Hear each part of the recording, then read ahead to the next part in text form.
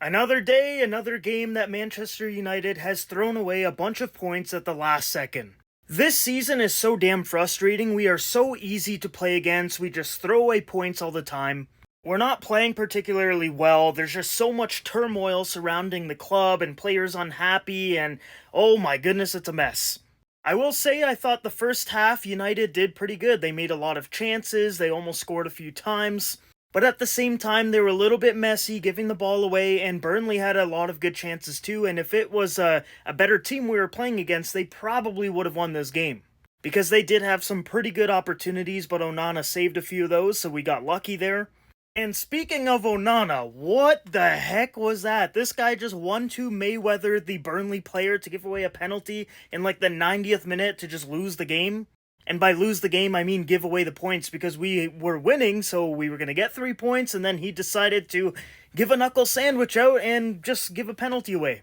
And Onana is very frustrating because, yes, he's good with his feet, he can make some good passes, he makes some good saves, but then he also makes a lot of mistakes at the same time. And a lot of those mistakes end up costing us points. Like De Gea, yeah, he used to make a lot of mistakes, but he wasn't making mistakes to just completely lose games or give away points. But this was just a dumb decision. Like, the only way this is ever going to work is if the ball is very, very close to the keeper and he makes that movement and then hits another player. But if the ball's not even near him, that's going to be a penalty.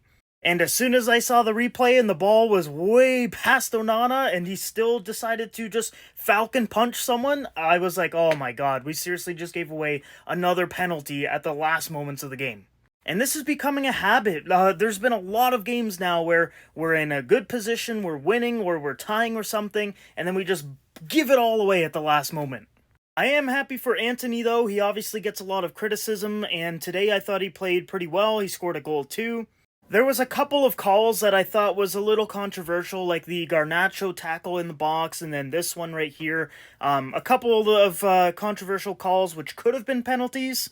They're not blatant penalties by any means, but I'm just saying, like, sometimes these get called as pens, but twice we had a couple of those that were not called as pens. Now, I want to talk about the starting 11 and the substitutions. I thought the starting 11 was alright, but I probably would have put Ahmed on the right wing there. I feel like he deserves to start a game. And Antony has not been playing well. Like, I know today he played well, but before today, I would have not selected him in the starting 11. And I think Ahmed deserves an opportunity, otherwise this kid's going to get pissed off and just leave the club. Casemiro at center back, I thought he did alright, besides that header that led to the whole Onana penalty. Eriksen, I thought, was pretty good, controlling the midfield, creating some good chances. I thought Garnacho did pretty good. Bruno did pretty good as well. He almost scored right at the end there, but just wasn't quick enough to get the ball, and it was so sad to see him just fall on the ground, just so frustrated, because he was so close to just winning the game there. But yeah, overall, I thought the team performed alright. Like, it was probably like a 5 out of 10 performance. But that's not good enough for the Premier League. If you want to be contending for even top 4, like, we're not even talking about winning the Premier League. We're just talking about top 4. We need to be much better and much more consistent. And I know some people are really upset with these substitutions that Ten Hag made. He took off Kobe Mainu and put McTominay on. And then he also took off Højlund and put Ahmed on. Now, I can understand the Ahmed substitution. You want to get him in, get him some minutes. He's a good offensive player. And then McTominay is actually one of our top scorers this season, believe it or not. So I get it, but at the same time, I probably wouldn't have taken off your center forward. I probably would have taken off Antony, put Ahmed on, and then take probably Eriksen off, and then put McTominay. So yeah, some questionable substitutions, which I totally understand why some people would be giving a lot of criticism for Erik Ten Hag online about that. We allowed a lot less shots today, which is nice because over the last month and a half, we've been allowing 20 plus shots to everybody and their mother. And then today we reduced it all the way down to 16, so that's nice. And we had a pretty good amount at 27. Possession was pretty much 50-50, which sounds about right because this game was just back and forth. Lots of open space, lots of long balls and everything. And it really could have just went 50-50. Like, Burnley could have won that game, or we could have won that game. And I think a draw is a fair result, even though I think we should have won it after Antony scored that goal. There is no reason for Onana to just Falcon punch someone and throw it all away.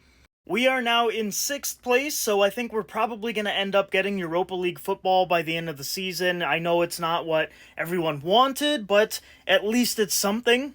It is a little bit embarrassing, though, to just crumble right at the end of the season, because about a month and a half, 2 months ago, we were actually getting a good amount of points, and we were on a bit of a comeback to make the top 4, and then it all just crumbled, and then we just threw away points every game.